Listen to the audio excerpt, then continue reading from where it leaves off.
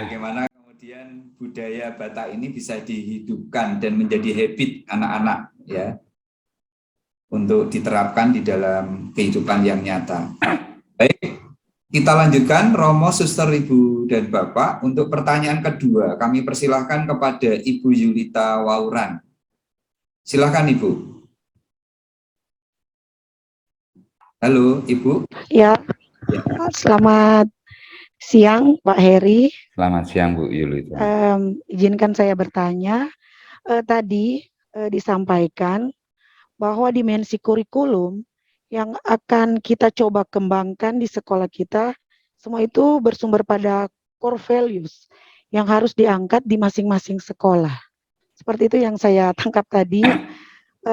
Yang saya ingin tanyakan, tadi saya lihat dan dengar tadi ketika kita mengimplementasikan ide, tadi ada hidden curriculum atau kurikulum ya, tersembunyi ya Pak. Yang saya ingin tanyakan, bisa diberikan contoh hidden curriculum itu seperti apa? Ya. Hanya itu saja Pak, terima kasih. Ya, terima kasih banyak. Pak Eri, langsung ya contoh Pak ya. Hidden curriculum ya. Ya. Contoh hidden curriculum adalah perilaku kita sebagai guru. Begitu Bu, salah satunya itu Bu Yulita. Nanti di Google Classroom saya beri link untuk artikel hidden curriculum dan buku-buku hidden curriculum. Setelah ini saya share di Google Classroom. Terima kasih banyak Bu Yulita. Terima kasih Pak Heri. Bu, pertanyaan Ibu simpel, tapi ini bagian yang terpenting di dalam menanamkan nilai-nilai Bu. Keren sekali Bu. Iya, makasih Pak Heri. Ya, sama-sama Bu Yulita. Ya, terima kasih Bu Yulita. Makasih Pak Ignatius. Baik, kita lanjutkan untuk pertanyaan ketiga. Kami beri kesempatan untuk termin pertama ini pada Suster Ferdi dari YSA Medan. Silakan Suster. Terima kasih Pak Jatmiko. Selamat siang Pak Heri. Selamat siang Suster. Ini yang ketiga kali kita bertemu dan ternyata penjelasan demi penjelasan mudah-mudahan semakin memperjelas apa yang mau kita buat dalam melalui diklat kita ini. Yang pertama di dalam slide tadi ada dikatakan itu project based learning, project-based teaching, dan project-based living. Apakah bisa yang sudah biasa kami dengarkan dan dilakukan di sekolah adalah project-based learning. Lalu bisakah Pak Heri menjelaskan hakikat dari ketiganya ini, project-based learning, project-based teaching, dan project-based living.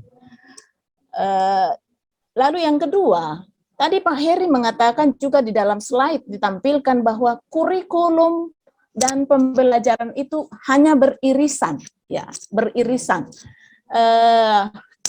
Kalau saya sih menangkap selama ini, gitu ya, kalau pembelajaran itu ada di dalam kurikulum. Kira-kira seperti apa itu maksudnya, Pak?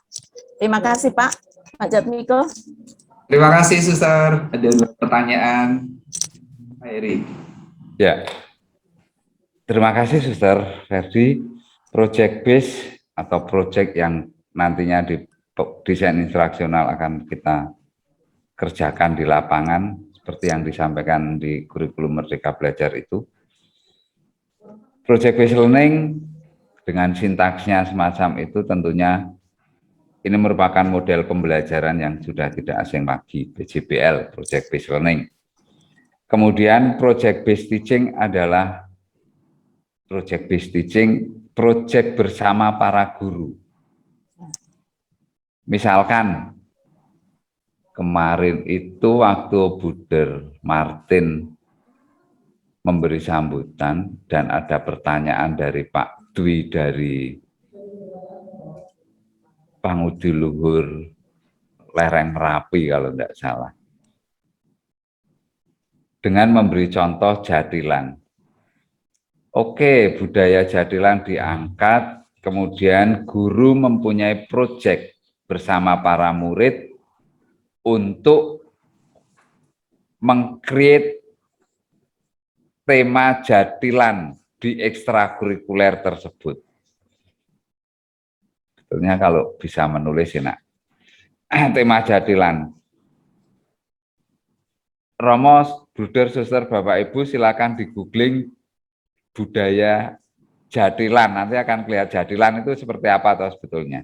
Nah, model pembelajarannya adalah project based learning.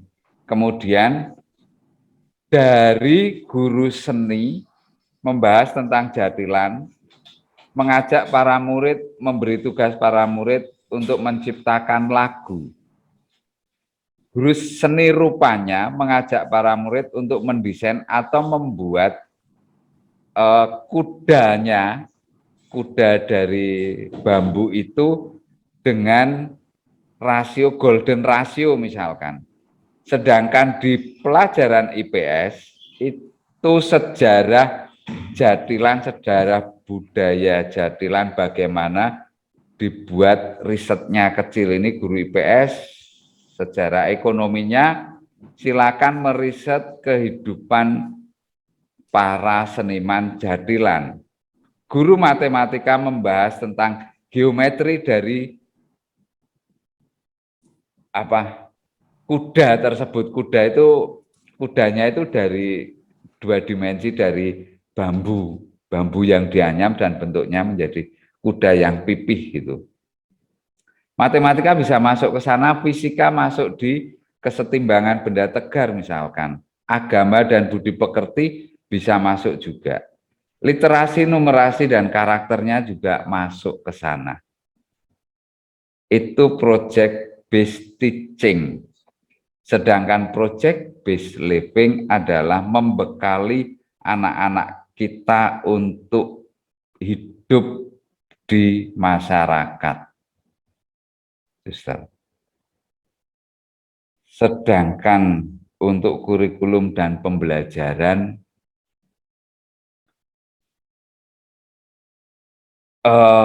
begini, boleh suster mengatakan itu pembelajaran berada di dalam kurikulum. Ada juga yang mengatakan, di awal tadi saya sudah mengatakan kurikulum ini beririsan dengan pembelajaran, karena yang dibahas di kurikulum, hal ideal, ada bagian yang tidak ada di dalam pembelajaran.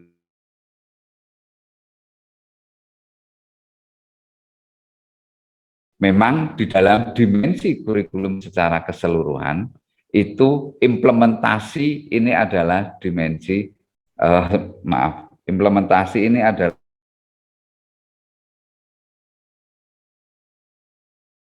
masukkan juga tidak apa-apa sih. Masuk pembelajaran, masuk di dalam kurikulum, SOP juga nggak masalah. Esensinya kurikulum jauh lebih gede ketimbang pembelajaran. Begitu, Suster. Terima kasih, Suster. Oke, terima kasih, Pak. Terima kasih Pak Heri, Suster. Ya. Ininya tadi sudah dijelaskan ya, Suster, kaitannya dengan hakikat project based learning, lalu project based teaching, dan juga project based living, serta kaitannya dengan kurikulum dan pembelajaran. Baik, untuk termin pertama sudah kita lewati bersama, maka saya buka untuk termin kedua untuk 3 penanya. Ini sudah ada yang raise hand. Yang pertama kami beri kesempatan kepada Bapak Hama Sitohang. Silakan Pak Hama. Baik, terima kasih kepada Mas Eko atas kesempatannya. Bisa dengar suara saya? Dengar Bisa, Pak Hama. Jelas, Pak. Jelas sekali. Baik, Ya. baik, terima kasih. Nah, tadi di dalam penjelasan Pak Heri bahwa nilai-nilai budaya dan core value itu dimasukkan dalam pengembangan kurikulum dan menjadi kurikulum aktual, di mana nanti itu di dalam kurikulum aktual itu kita mengarah pada penguatan literasi, numerasi, dan karakter. Pertanyaan saya, apakah ada alat atau tools yang nanti bisa digunakan untuk mengikuti perubahan sikap dalam diri anak ini? Karena ujung-ujungnya nanti kuat tidaknya karakter itu bisa kita lihat dari sikap anak-anak kita. berbicara tentang sikap kadangkala sulit untuk mengukurnya. Nah, ini yang kadangkala menjadi kesulitan antara pihak sekolah dengan orang tua nanti.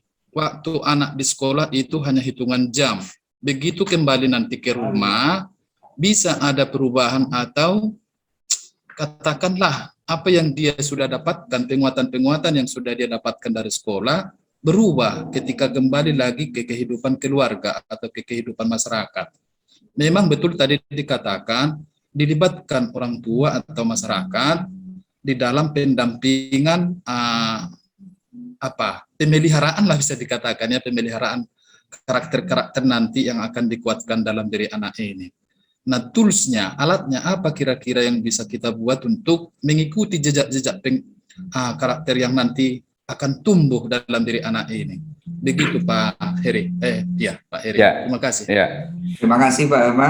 Langsung tanggapi Pak Heri. Ya, terima kasih banyak Pak Hama. Kemarin di training of trainer ada yang dari SMP swasta Gonzaga Kabanjahe nggak? Adakah? Pak Guido. Pak Guido mungkin Pak. Ya, Wakaseknya Pak Guido ada nggak?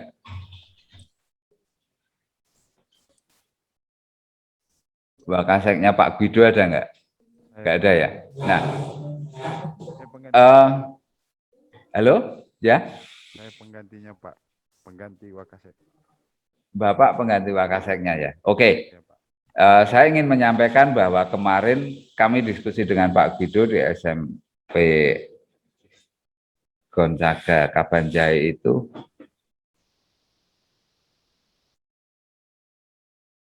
instrumen sikap seperti halnya Mayer MBTI, kemudian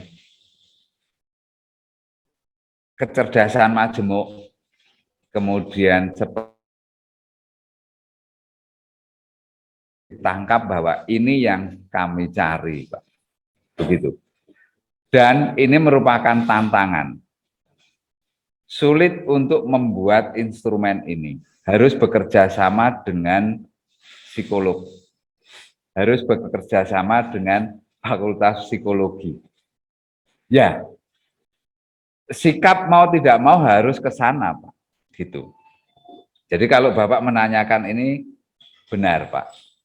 Harus kita buat. Instrumennya selama ini belum pernah ada.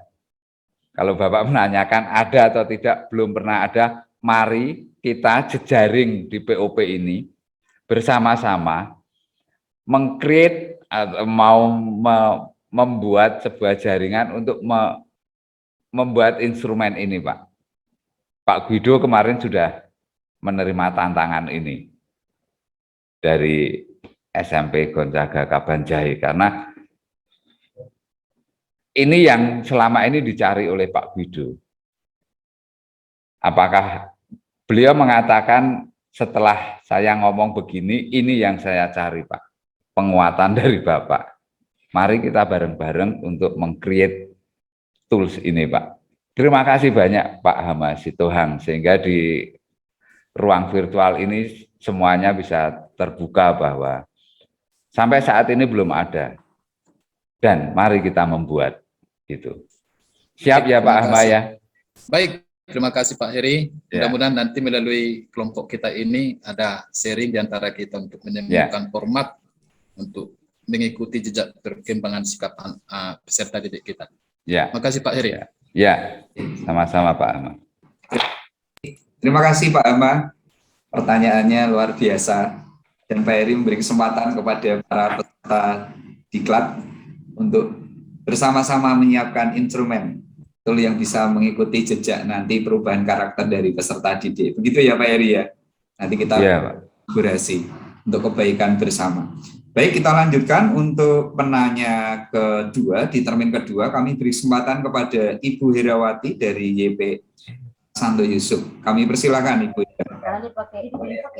Baik, terima kasih Bapak Eko. Selamat pagi Pak Heri. Selamat pagi Bu Herawati. Saya Wakasek dari SMP Panti Budaya Yayasan Santo Yosef ingin bertanya kepada Bapak Heri, yaitu menyangkut tentang menggali ide dengan riset tentang analisis kebutuhan sekolah untuk berkaitan dengan langkah-langkah pengembangan kurikulum. Ada di sana beberapa pertanyaan. Salah satunya adalah apa kebutuhan masyarakat di mana program atau kurikulum pendidikan Anda. Tadi misalnya Bapak menyebutkan misalnya daerah itu adalah daerah pantai yang ikannya banyak. Maka sekolah bisa mengembangkan kurikulum berbasis kemaritiman dan seterusnya. Kemudian juga kalau tidak salah saya tadi dengar tentang tenaga ahli. Bagaimana itu Pak? Kaitannya dengan metode yang kita model yang kita gunakan dalam pengembangan desain perencanaan pembelajaran itu. Terus kaitannya dengan tenaga ahli Pak, apa yang dilakukan oleh guru? Apakah misalnya seperti kami di Kabupaten Asahan, di sini kan daerah perkebunan. Nah, terus apakah kami harus meninjau dari sisi aspek masyarakat sekitar Kabupaten Asahan dan budaya yang ada di sekitarnya. Terus tentang tenaga ahli, bagaimana apa yang dilakukan oleh guru? Maka dalam hal ini kami mohon bagaimana, memang saya masih blank Pak, tentang bagaimana tadi proses langkah-langkah pengembangan kurikulum dan apa yang mau dilakukan oleh kami nanti bersama dengan Bapak Ibu Guru. Mohon pencerahannya Pak, terima kasih. Ya, terima kasih banyak Bu Herawati. Langsung monggo Pak Heri. Ya. Ya. Maaf Pak Eko, saya langsung menjawab Bu Herawati. Tidak apa-apa, monggo Pak Heri. Kabupaten Asahan itu kalau nggak salah slogannya Rambate Rata Raya ya Bu ya.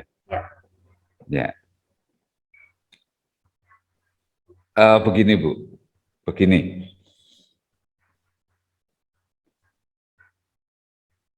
Core value dan budaya. Pengembangan kurikulum berbasis core value dan budaya. Tujuan kita dalam puluhan tahun ke depan, core value dan budaya ini menjadi keseharian ekosistem sekolah. Keseharian ya, yang artinya tercermin di dalam kehidupan sehari-hari. Nilai-nilainya, misalkan tadi saya sampaikan nilai di Panguduluhur ada persaudaraan. Artinya di unit sekolah tersebut menunjukkan nilai-nilai persaudaraan. Nah, persaudaraan ini bisa dijabarkan menjadi banyak sekali seperti itu. Jadi tidak budaya sekolah ini yang akan kita bentuk, Bu. Begitu ya. Ini dulu yang dipahami. Kemudian pertanyaan Ibu tentang menggali budaya setempat. Ibu, di sini dibutuhkan literasi kita untuk googling, untuk mencari artikel, untuk menemukan data yang dibutuhkan di kedepannya itu di dunia apa? Ini kita berbicara di dunia terlebih dahulu. Pembelajaran abad 21, kemampuan digital marketing, kemampuan digital ini, dan sebagainya. Ini di dunia. Sekarang, di sekolahan Ibu, itu mayoritas anak-anaknya setelah SMP kemana? Apakah ke SMA atau ke SMK, atau bahkan semuanya ke SMA, atau putus sekolah, hanya sampai di SMP.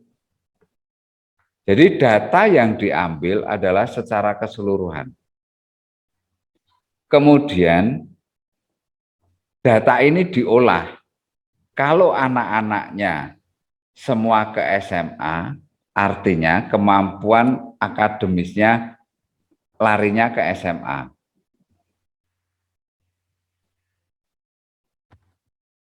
Nah, pengolahan data ini yang kemudian merumuskan menjadi sebuah struktur materi yang masuk di dalam mata pelajaran. Begini ya, core kurikulum dari negara tidak boleh berubah.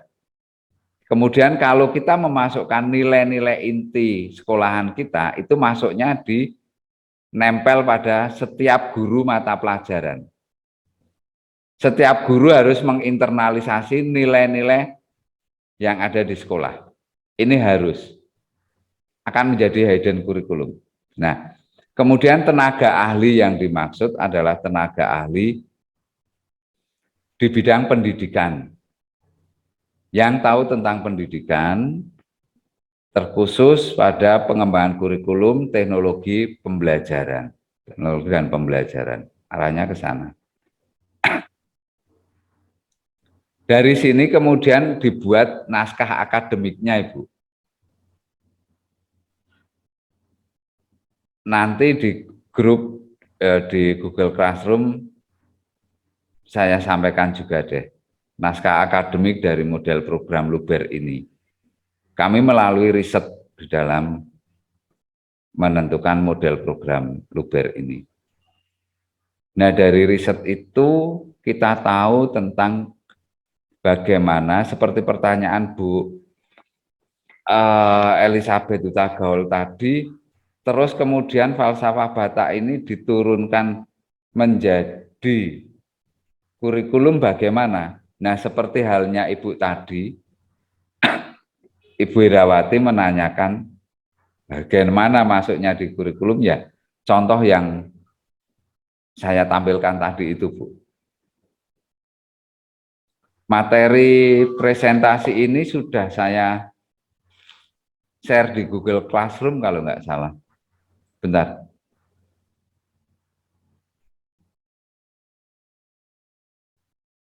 Oh ya, materi presentasi sudah saya masukkan di Google Classroom, bisa di-download. Ibu, tidak apa-apa. Memang ini satu hal yang baru di dalam dunia sekolah menengah kita, untuk kita berusaha keluar dari zona nyaman, mengembangkan kurikulum yang sebenarnya, begitu. Yang sebenarnya artinya bukan berdasar dari buku 1, buku 2, buku 3 di sekolahan. Ayo kita gali bareng-bareng karena kita semua mempunyai nilai-nilai dan mempunyai budaya. Ini yang kita gali, kemudian kita coba untuk kita benamkan. Tetapi bahwa hidden kurikulum yang nantinya menjadi budaya sekolah adalah gurunya sendiri.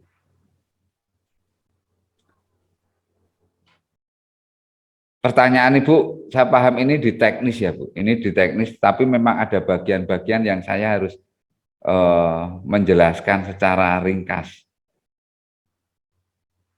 Tenaga ahli itu sangat diperlukan, sangat dipentingkan. Terus nanti akan menjadi masalah lagi bagaimana melibatkan masyarakat, Pak. Sedangkan masyarakat sendiri juga tidak perhatian terhadap anaknya, terhadap pendidikan anaknya. Gitu. Tentunya harus dipilih masyarakat yang memang peduli terhadap pendidikan dan bisa diajak kolaboratif dengan sekolahan kita. Gitu. Nah, ini dibutuhkan SDM yang literasinya kuat, Bu. Pertanyaan Ibu di situ.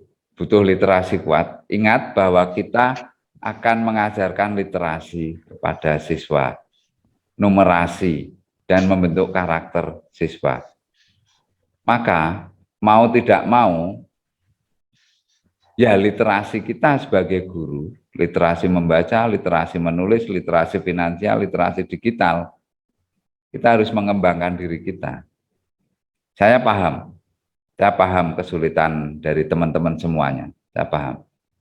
Tetapi ayo mari, nanti ada banyak artikel yang akan saya share di Diklat Instruktur ini, silakan nanti dibaca, silakan bersama kepala sekolah nanti untuk menggali ide dan membuat naskah akademiknya di dimensi ide tersebut. Begitu Bu Herawati. Terima kasih Pak. Sama-sama Ibu.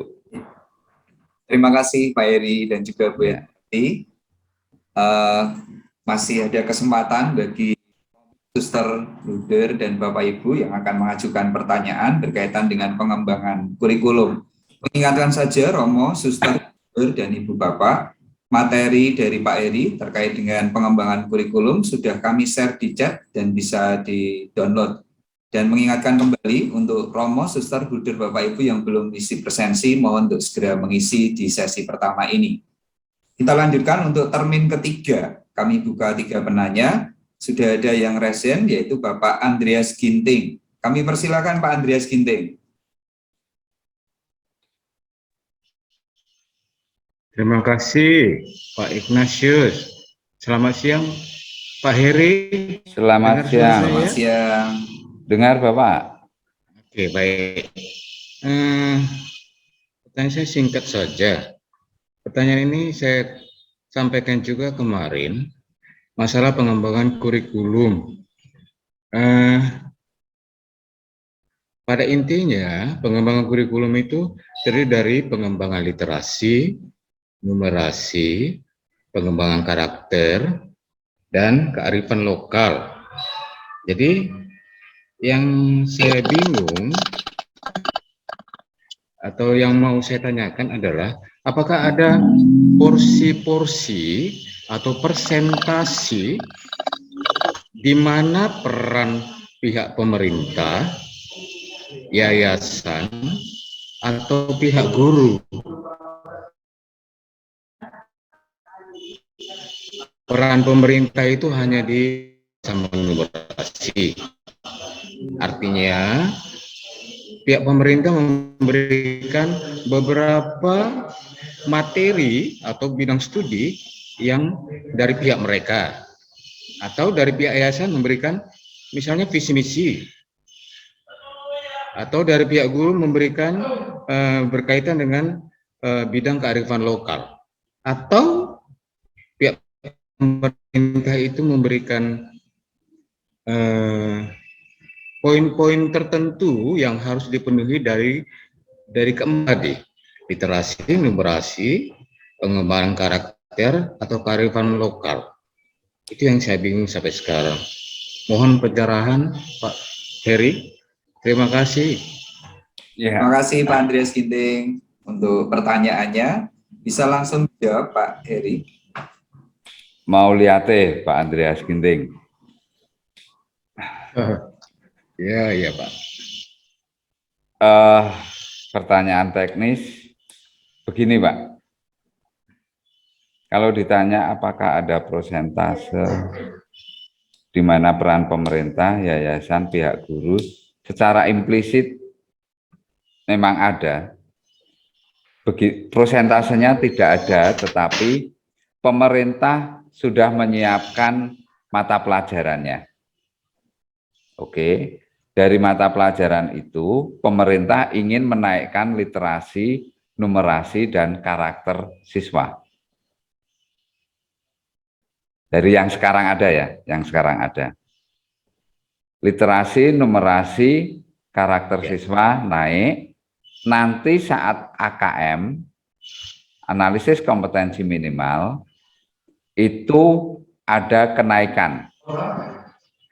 AKM-nya menjadi baik dan akhirnya survei PISA Bangsa Indonesia peringkatnya naik. Itu melalui SMP itu 10 mata pelajaran ya Pak ya, melalui 10 mata pelajaran tersebut. Nah, sekarang kita itu di sisi karakter memasukkan nilai-nilai yang dimiliki oleh sekolah yayasan di dalam mata pelajaran ini. Sebelum masuk ke mata pelajaran, gurunya harus baik terlebih dahulu. Oke. Kemudian critical thinking atau berpikir kritis di dalam model pembelajarannya harus digunakan agar pada saat anak itu bisa berpikir kritis seperti yang ada di berdasarkan dari penelitian-penelitian, berpikir kritis itu akan meningkatkan literasi dan numerasi anak.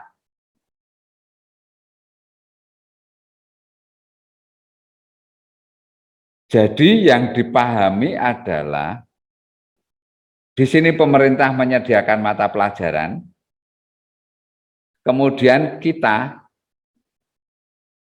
itu masuk di dalam mata pelajaran tersebut melebur untuk menanamkan nilai-nilai dan budaya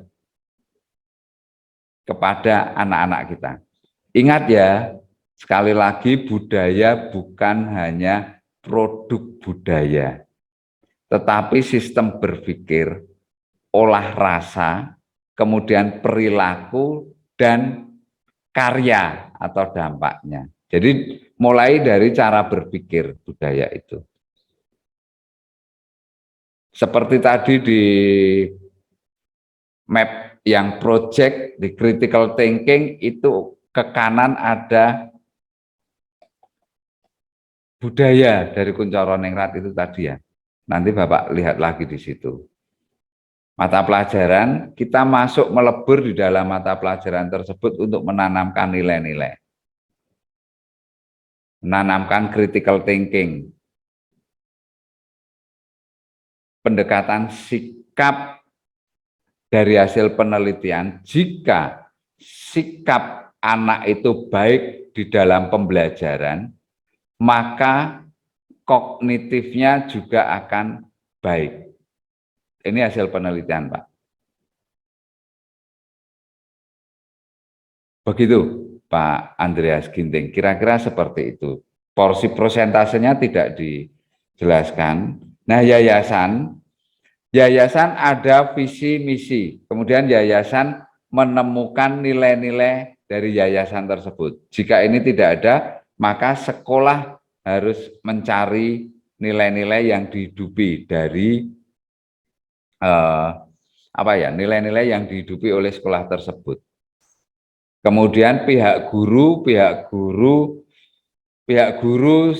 ekosistem sekolah ini yang membuat atau mengembangkan kurikulum ini, kurikulum kurikulum tingkat satuan pendidikan. Begitu Pak, porsi-porsinya. Secara global semacam itu. Terima kasih banyak Pak Andreas Ginting. Baik, terima kasih Pak Heri yang sudah memberikan penjelasan yang cukup luar biasa ini, cukup jelas sekali kepada Bapak Andreas Ginting. Romo, Suster, Bruder, Ibu dan Bapak, dengan tidak mengurangi rasa hormat ini, karena waktu kita sudah agak ini ya, molor ini ya, jadi diskusi kita ternyata cukup menarik sekali, masih semuanya selalu semangat di dalam diklat secara virtual, dan ternyata banyak juga ini Pak Heri, pertanyaan yang muncul di chat ini cukup banyak sekali. Maka Romo, Suster, Bruder, Ibu dan Bapak, ini kalau kita lanjutkan nanti sampai selesai makan siang pun ini belum selesai. Nanti maka lebih baik refleksi dulu yang ada di chat nanti akan bisa Pak Heri ya, nanti Pak Heri minta tolong nanti bisa didiskusikan dan juga diberikan peneguhan pada saat sesi kedua setelah jam istirahat atau nanti setelah refleksi. Kita akan kembali lagi nanti mulai pukul 1 sampai pukul 3. Jadi Romo, Suster, Bruder, Ibu dan Bapak, bagi yang bertanya melalui chat, tidak usah berkecil hati, nanti tetap Pak Heri akan berusaha memberikan jawaban, nanti saya refleksi dan juga istirahat, dan waktu kita nanti untuk refleksi ini mulai pukul 11:30 sampai pukul 1. Kami mohon nanti Romo, Bruder, Suster, Ibu, dan Bapak bisa on air kembali di diklat secara virtual pukul 1. Demikian, Romo, Suster, Bruder, Ibu, Bapak, mohon maaf untuk sesi pertama kita akhiri dulu, karena ini Pak Heri sudah harus minum ini ya. Kelihatannya haus ini, terkuras energinya ya. Luar biasa, kita kasih plus untuk narasumber kita, Pak Heri, untuk sesi pertama.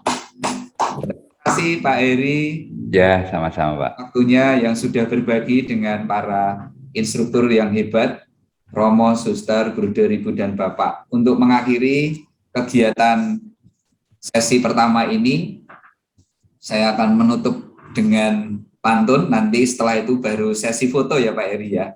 Ya, ya. Jalan-jalan ke kota Mekah, banyak domba di dekat lembah. Semoga kerja kita mendapat berkah, supaya hidup kita semakin indah. Terima kasih Romo, Suster, Bapak Ibu, tetap semangat, selalu berkarya di ladang Tuhan. Kami persilakan untuk bisa membantu untuk pengambilan sesi foto di sesi pertama ini.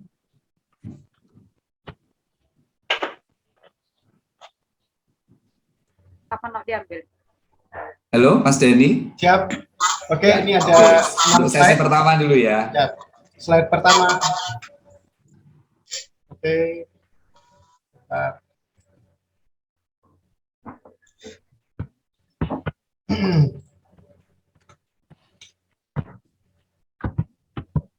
Slide 2.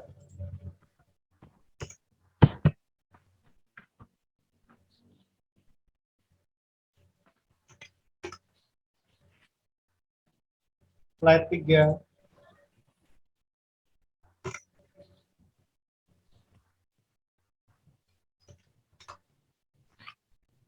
Slide 4.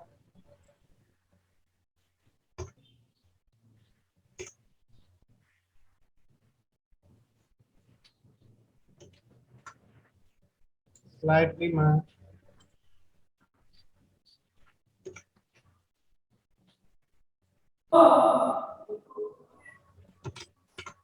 Dan slide terakhir.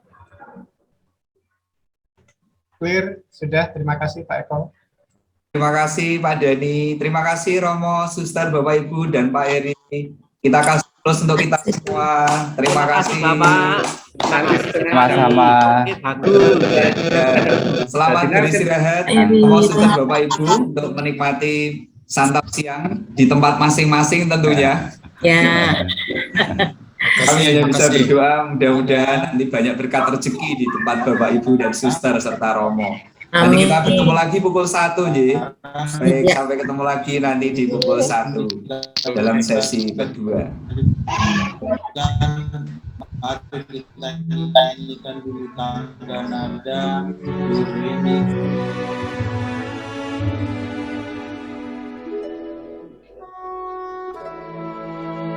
Romo, Suster, Bruder, Bapak Ibu, saya mohon izin live dulu ya. Nanti siang terima ketemu kasih lagi. Pak Heri. Ya. Monggo.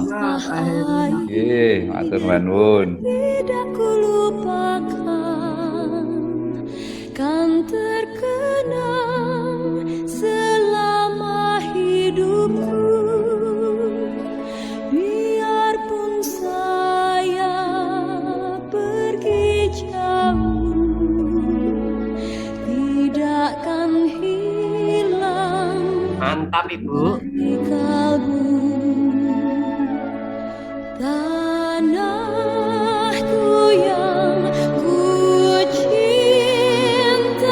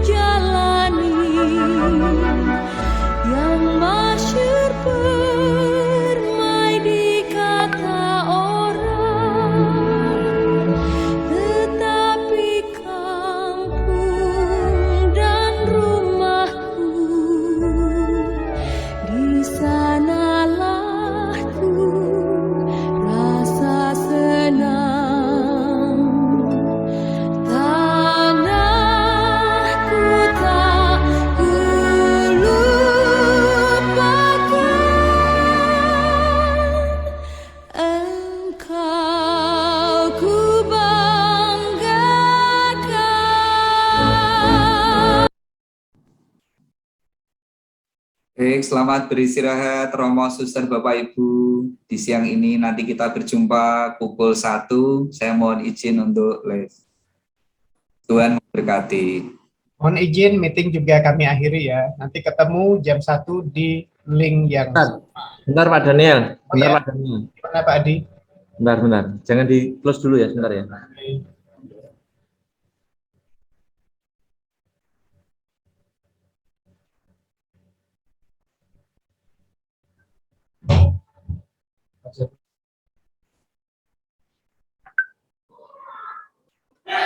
Ya Pak Daniel.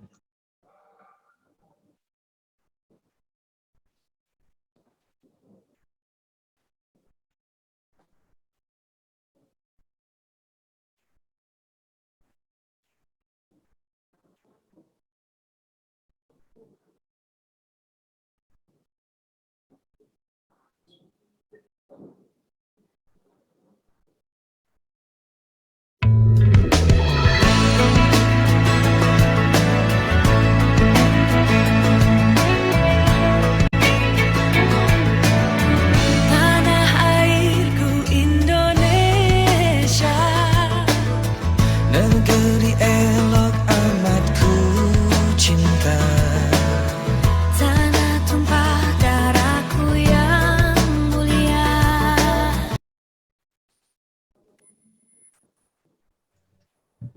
Baik, Romo, Bruder, Suster, Bapak Ibu, mohon izin saya end meeting ya supaya rekamannya segera tersimpan. Sampai jumpa kembali jam 1 di link yang sama. Selamat istirahat.